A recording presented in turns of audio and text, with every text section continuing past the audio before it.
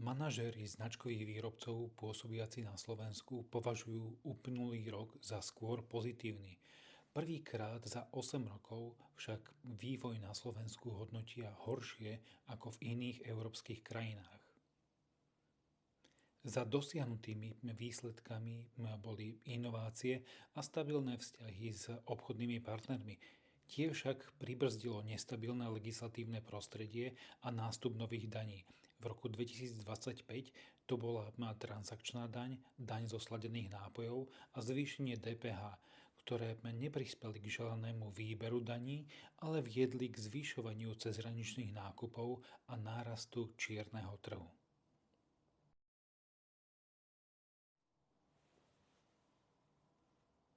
Prvýkrát za 8 rokov je výhľad značkových výrobcov na nový rok skôr negatívny, pričom približne každý štvrtý hovorí o negatívnych očakávaniach a len každý piatý má pozitívne očakávania na nový rok.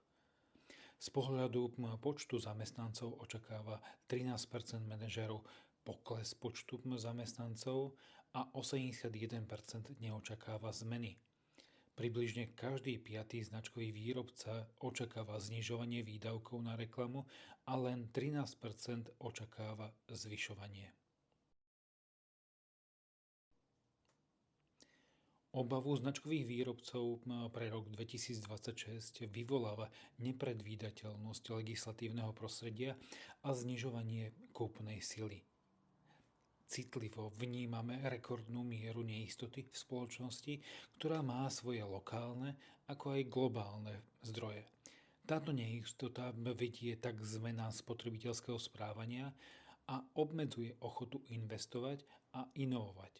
Za značkových výrobcov sme presvedčení, že riešením môžu byť budovanie predvídateľného prostredia a férový dialog.